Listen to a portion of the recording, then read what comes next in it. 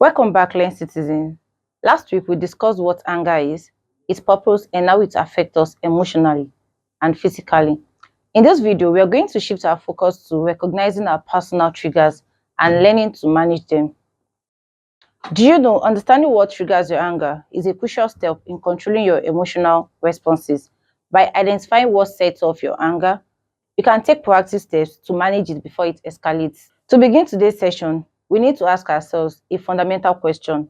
What causes my anger? Everyone's anger is triggered by different situations, and it is important to recognize your unique causes. For some, it could be disrespect from a colleague or a stressful commute. For others, it might be feeling ignored or criticized. The first step in managing your anger is to identify these triggers. Anger often stems from things like 1. Unexpected expectation. When things don't go as you hoped or expected. Perceived disrespect. Feeling belittled or ignored. Stress. Ongoing stress can heighten your emotions and make you more prone to anger. Fear or insecurity.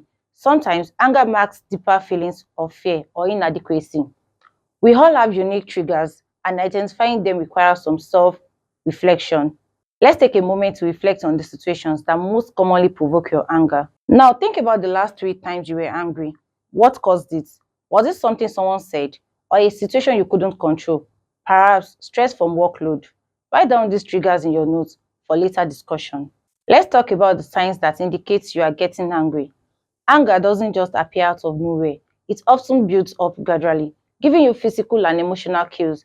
These warning signs can include physical sign. Your heart starts racing, your muscle tense up, your breathing becomes shallow, or your face feels hot. These are signals from your body that anger is rising. We have the emotional signs. You might feel insecurely irritated, frustrated, or anxious. Sometimes anger is triggered by our underlying emotions like disappointment, fear, or helplessness. It's important to know these early signs so you can intervene before your anger reaches a boiling point. Close your eyes for a moment and think back a time when you were angry. What physical and emotional signs did you experience? Did your body feel tense? Were you breathing faster? Write down any signs you recognize, as those will help you monitor your anger in real time. Now we move to tracking anger pattern, that is keeping an anger journal. Now that you are aware of your triggers and warning signs, it's time to track your anger pattern. One of the most effective tools for this is anger journal. By keeping a journal, you can monitor when and why you feel angry, as well as how you react in these situations. Here is how it works. Each time you feel angry, jot down what triggers the anger, what physical or emotional signs did you notice, how did you react in the moment, what could you have done differently. The goal is to look for pattern over time.